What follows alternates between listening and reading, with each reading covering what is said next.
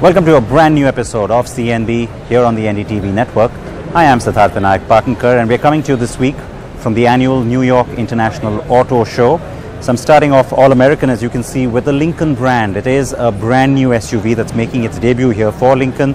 This is the new Aviator, and unlike some of the past Lincoln SUVs, this one doesn't just reskin an existing Ford SUV, it actually builds on a new rear-wheel drive platform. But being an SUV, it does, of course, have all-wheel drive, but that rear bias, well, it promises a nice sporty ride. Not relevant for our market? Yes, but it's certainly something that's worth taking in from a design and engineering point of view.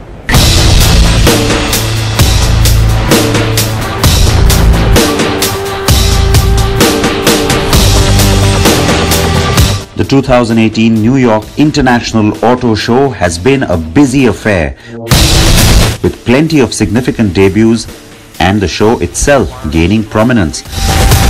As always, it begins though with the World Car of the Year Awards function opening the New York show. And like last year's awards, this year too, the World Car process proves that SUVs are in vogue now.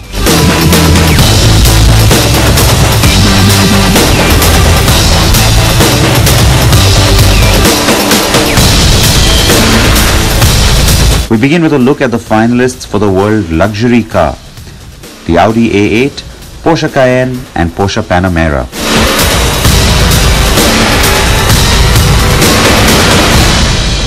The three contenders are, in alphabetical order, the Audi A8, the Porsche Cayenne and the Porsche Panamera. So, the 2018 World Luxury Car winner is, fighting with the envelope again, the Audi A8.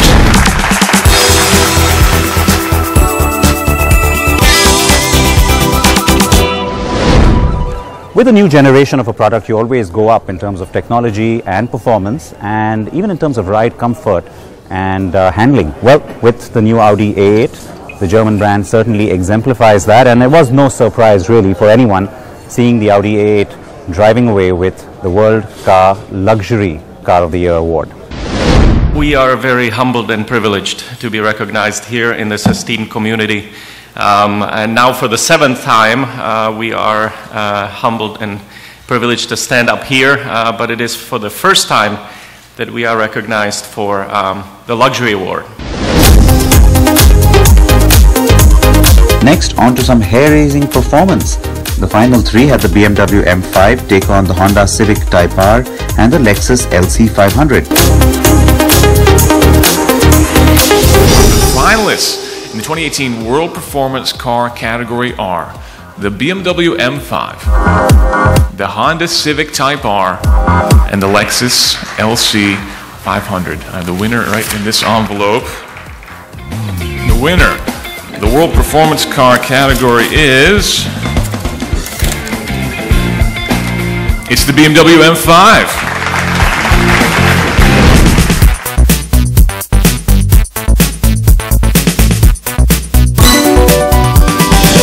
The ultimate driving machine, well, our over 80 jurors certainly thought so, and that's why it was possibly, again, no surprise to see the BMW M5 in its new generation bag the World Performance Car of the Year award for 2018. Our M5, what a spectacular vehicle for all the jury selection members that got to experience it. Thank you so much for this. 600 horsepower, 0 to 60 in 3.6 seconds. We are so proud of this vehicle, and thank you so much for this award. Thank you. On now to the World Urban Car of the Year. The Ford Fiesta, Suzuki Swift and Volkswagen Polo were the final three. winner of the 2018 World Urban Car Award is the Volkswagen Polo.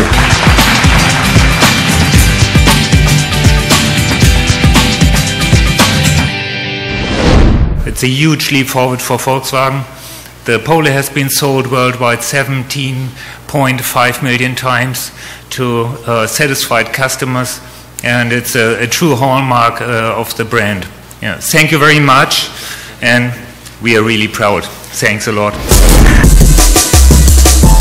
And then on to the two awards that I got to present. First up, World Car Design of the Year. For 2018, the top 3 in the world finalists for design are the Lexus LC500, the Range Rover Velar, and the Volvo Xc60. That, of course, was in alphabetical order, and now we find out who's going to win. 2018 World Car Design of the Year, the winner is the Range Rover Velar.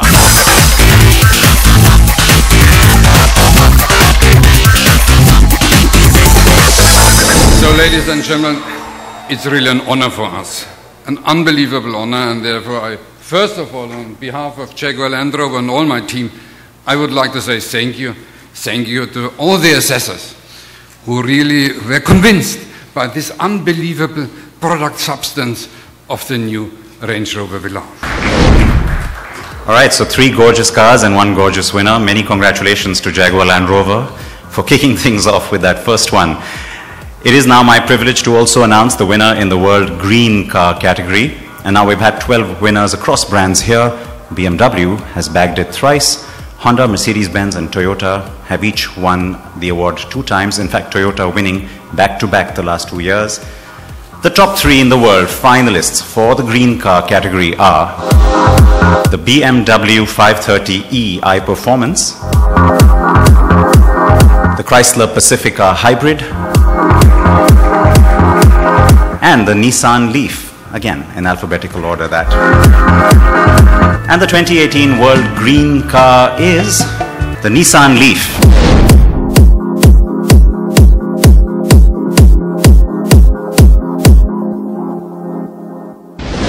The 3 finalists in the green category were from BMW, Chrysler and Nissan, and I was lucky enough to present not just the design category this year but also the World Green Car, and the winner, very predictably perhaps, the Nissan Leaf in its 2nd generation. Now remember, the 1st generation Leaf had actually won World Car of the Year in 2011, so no surprise to see how strong this particular car has been received in its new avatar. The Nissan, Renault, Mitsubishi Alliance have sold over 300,000 Leafs, and this is great to be recognized for the value and the technology that this vehicle brings. With ProPilot Assist and e-pedal, we have over 15,000 customers waiting for the all-new Nissan Leaf, and I'm happy to accept this award on behalf of Nissan and behalf of our customers as well. Thank you. And finally, the big one, World Car of the Year 2018. All of our top 3 finalists in the main category, the World Car of the Year, are SUVs, which, as I'm sure you will all agree, is a definite sign of the times. So without further ado, the top 3 in the 2018 World Car of the Year are, of course, the cars you see up on stage with me: the Mazda CX-5, the Range Rover Velar, and the Volvo Xc60. Ladies and gentlemen, are you ready? The winner of the 2018 World Car of the Year is the Volvo Xc60.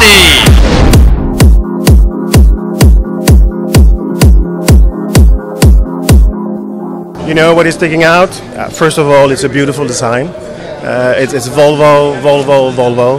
Prioritized safety, and I would say it's we have a good track record in this segment. So we're going from good to great.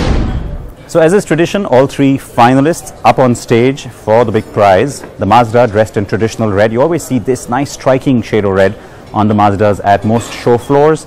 No different with the CX-5. Really, really nice design. Now, speaking of good design, you also have the Range Rover Velar, the winner, in fact, for the 2018 World Car Design Award. And rounding off in alphabetical order, the final three, the Volvo XC60.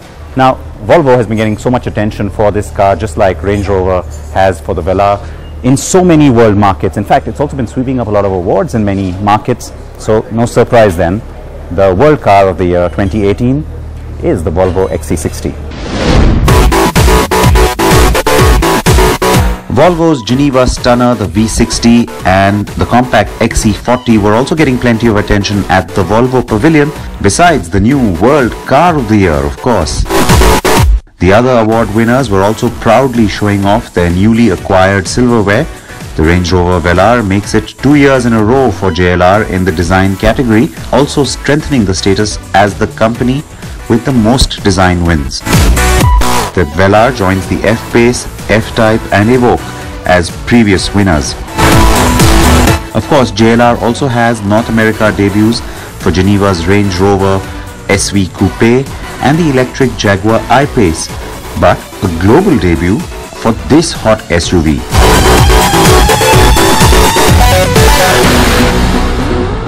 Now, the SVR badge is something you didn't notice. If the redesigned bumper with all of this is something you didn't notice, well, those 4 pipes down there, they're going to sing a tune that you're going to hear for sure. It is the F-Pace SVR, was expected to debut in New York and has done so. We're talking about quite a lot of high performance here that rivals not just performance SUVs, but a lot of sports cars as well. The same 5-litre V8 supercharged engine as the F-Type and Range Rover Sport SVR, but rated slightly lower at 540 bhp. The F-Pace SVR should be a hoot to drive, as will this car, the Audi RS5, making its debut. 438 bhp and 600 Nm of torque. Wow! Audi also showing off its world luxury car win, of course. In many ways, the obvious winner of the world luxury car for 2018, the Audi A8 is both literally and metaphorically the big flagship for the brand. It certainly has that presence in every market it goes into, and it's a title it will occupy once again when it arrives in India later on this year. Yes, we're expecting this model, remember, to drive in just a few days' time actually. And interestingly now, here in the US as well, you get the A8L, the long wheelbase, which is the car we'll be getting in India too. Mercedes-Benz came to the party with lots to share. New metal galore. It's the world premiere of the update or the facelift on the C Cabriolet. Now, this segment's starting to become weirdly important in India because you've started to see a lot of convertibles suddenly making an appearance. We've had the C before. I'm pretty sure Mercedes will bring us the update as well. Geneva's star, the Amg Gt 63S, is also making its North American debut here. And the other debut, well, that's a world debut again over there. That's the C63 from Mercedes AMG as well. Now, lots of power under that hood, and certainly one of the cars I cannot wait to drive.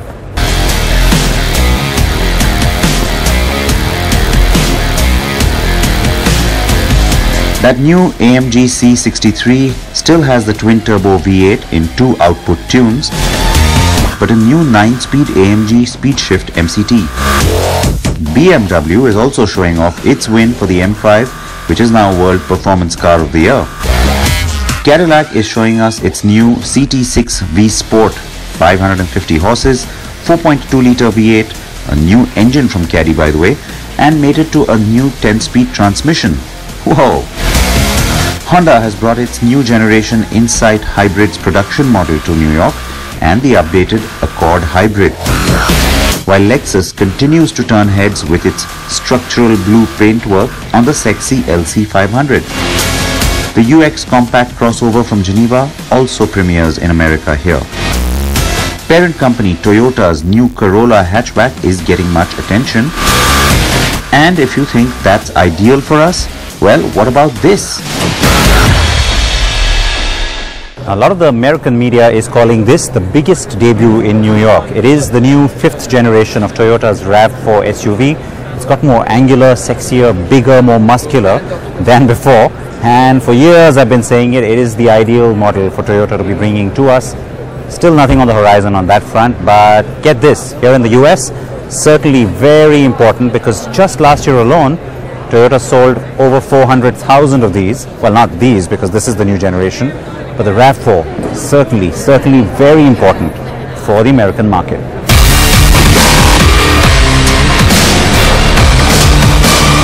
It's all SUVs at the Hyundai stand, and the Nexo certainly getting a lot of attention. It is the brand's first fuel cell vehicle, recently made a market debut in Korea, being shown here in New York as well. And we also have the world debut of the update or the mid-cycle facelift on the Tucson. Now that's certainly relevant to us. The car looks a little edgier. It's got a lot more chrome and the Cascade grille up front and new LED lights. It looks pretty sharp, as does the new generation of the Santa Fe. Now we showed it to you at Geneva.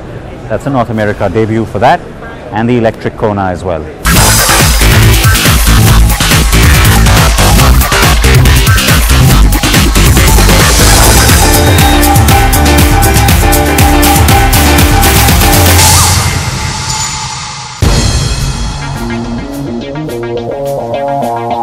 We're in Silicon Valley. Now, why are we here?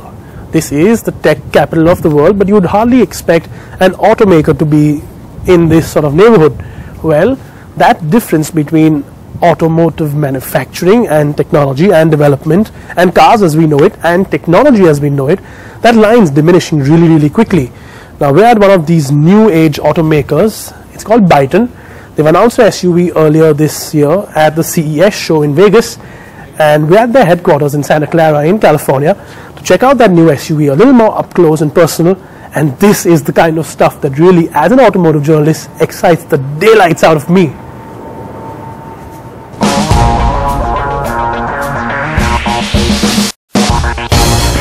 Straight up, it is very clear that this new SUV is gunning straight for the likes of the Tesla Model X, the upcoming Mercedes-Benz EQC, and the recently launched Jaguar I-Pace. The design is certainly a lot more towards the crossover side of things as compared to the traditional SUV that we in India still love, but well, that's the way all the automakers of the world are going, a lot softer and more approachable on design.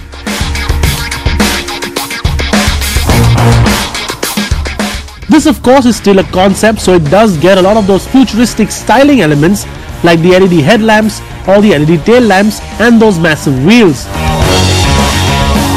The concept also gets cameras for rear view mirrors and buttons to open the door, both of which are unlikely to actually make it to production.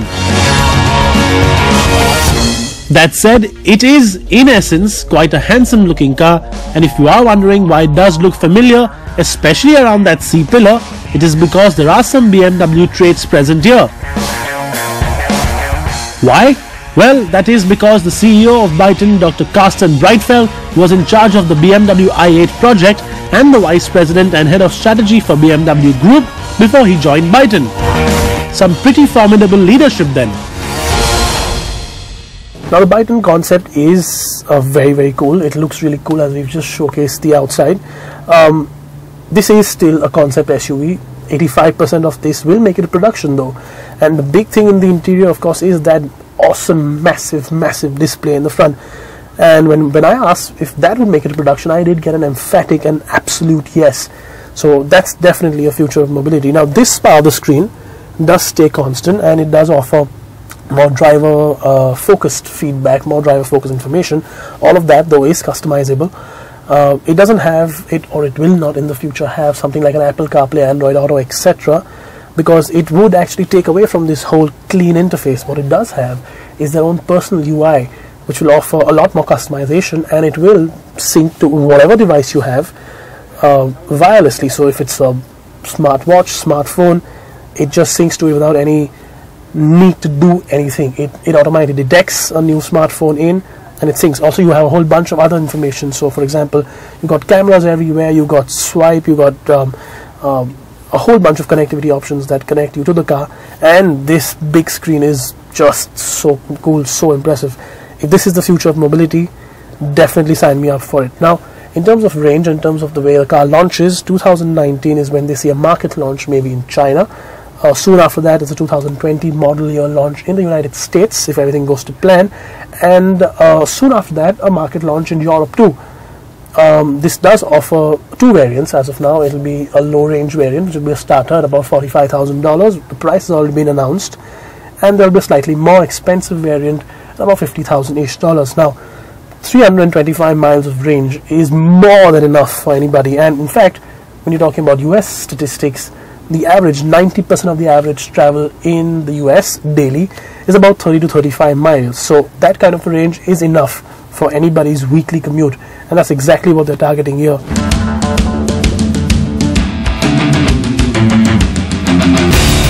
Byton has already opened reservations for the SUV, which in turn does give you, as a prospective buyer, a priority when pre-bookings will eventually open. The Byton SUV, as mentioned earlier, will be available in two variants. The more affordable variant will have a 71 kWh battery with just about 400 kilometers of range on a single charge. This variant will sport just one rear-mounted motor, making 268 bhp and 400 Newton meters of torque.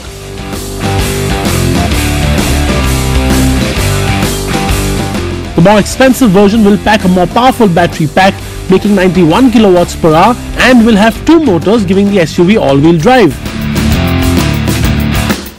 The variant will pack 469 bhp and 709 Newton meters of peak torque. That said, while it is the same size as a Model X, with prices expected to be around the $50,000 mark, it is almost half the price. So in a way, it will also take on the likes of the Tesla Model Y crossover that is expected in 2019 too. And it goes without saying, we are definitely looking forward to driving it.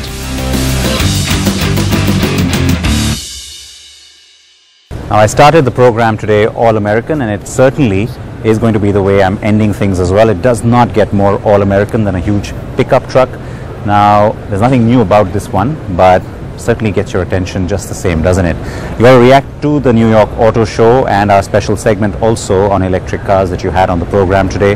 React also to the World Car Award wins and what you think of them. You know how to reach me at Sid Partankar on Twitter, and please wear your seatbelts, please wear your helmets, and please join me next week.